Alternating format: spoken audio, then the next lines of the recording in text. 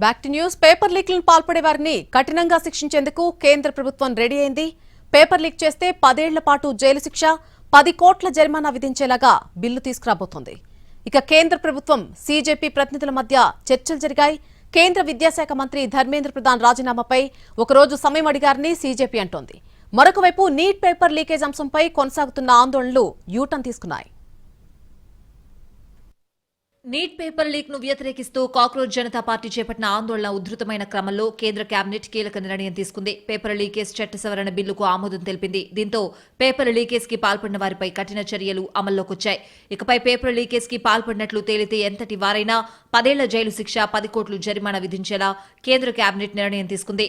Paper leakage కి పాల్పడిన నిందితులపై మరిన్ని కఠిన చర్యలు తీసుకుంటామని ప్రధాని నరేంద్ర మోడీ గురువారం అర్ధరాత్రి వీడియో సందేశంలో దేశ ప్రజలకు హామీ ఇచ్చారు. కొన్ని గంటల వ్యవధిలోనే కేంద్రం పబ్లిక్ ఎగ్జామినేషన్స్ యాక్ట్ 2024కు ప్రభుత్వం సవరణలు చేసింది. ఈ సవరణల ద్వారా చట్టానికి మరింత బలం చేకూర్చింది.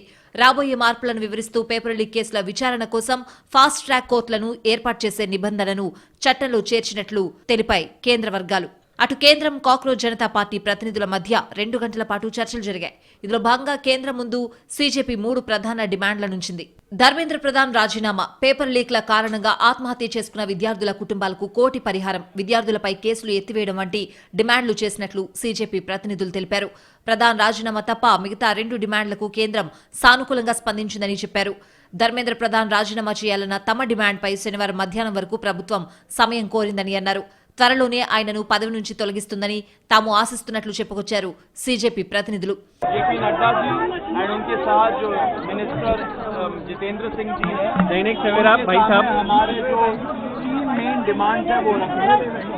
धर्मेंद्र प्रधान जी का इस्तीफा जो नॉन नेगोशिएबल है और या धर्मेंद्र प्रधान जी का मंत्रिमंडल से उनको निकालना। नंबर 2, 1 करोड़ का कॉम्पनसेशन जो फैमिलीज है जिनके बच्चे नीट एस्पिरेंट के सिस्टम की वजह से उन्होंने सुसाइड करके मर गए, उनके लिए 1 करोड़ का कॉम्पनसेशन।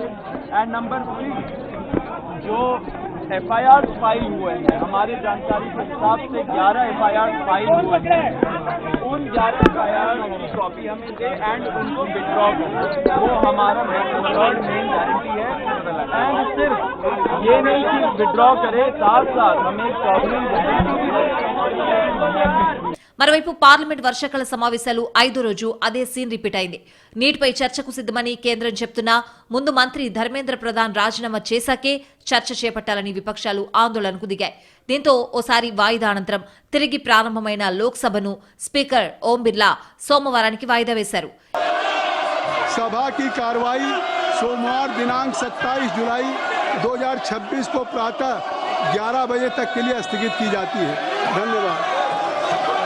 ఇక రాజ్యసభలో మాత్రం పరిస్థితి భిన్నంగా కనిపించింది. సభ కాసేపు సాగినట్లే కనిపించినా ఆ వెంటనే విపక్ష సభ్యులు ఆందోళనకు దిగారు. మంత్రి ధర్మేంద్ర ప్రధాన్ రాజీనామాకు డిమాండ్ చేయడం, విద్యార్థులకు ప్రధాని మోదీ క్షమాపణలు చెప్పాలని నినాదాలు చేశారు. వాయిదా తర్వాత ప్రారంభమైన సభలో స్వాతంత్ర సమరకాలం నుంచి జాతీయ భావోద్వేగాలకు ప్రతీకగా నిలిచిన వందే మాత్రం గీతానికి మరింత గుర్తింపు కల్పించే ఉద్దేశంతో కేంద్ర ప్రభుత్వం రాజ్యసభలో బిల్లును ప్రవేశపెట్టింది. వందే మాత్ర గీతాన్ని అవమానిస్తే 3 ఏళ్ల జైలు శిక్ష విధించేలా చట్టం తీసుకొచ్చింది. అయినా విపక్షాల ఆందోళనలు కొనసాగడంతో రాజ్యసభ సోమవారానికి వాయిదా పడింది. The House stands adjourned to meet at 11 a.m. on Monday, the 27th July 2026. అటు నీట్ యూజీ పేపర్ లీక్ వ్యవహారంపై సుప్రీంకోర్టు మరోసారి కీలక వ్యాఖ్యలు చేసింది. పరీక్షల నిర్వహణలో వరుస లోపాలను ఇకపై కొనసాగించలేమని స్పష్టం చేసిన అత్యున్నత న్యాయస్థానం భవిష్యత్తులో ఇలాంటి ఘటనలు జరగకుండా తీసుకుంటున్న చర్యలపై కేంద్ర ప్రభుత్వం నేషనల్ టెస్టింగ్ ఏజెన్సీ నుంచి సమగ్ర నివేదికలు కోరింది. పరీక్షల వ్యవస్థలో అవసరమైన మార్పులు తీసుకొచ్చి వాటిని సంస్థాగతం చేయాల్సిన అవసరం ఉందని పేర్కొంది. ఈ క్రమంలో నీట్ను నిర్వహించే ఎన్టీఏకు కేంద్రానికి నోటీసులు జారీ చేసింది.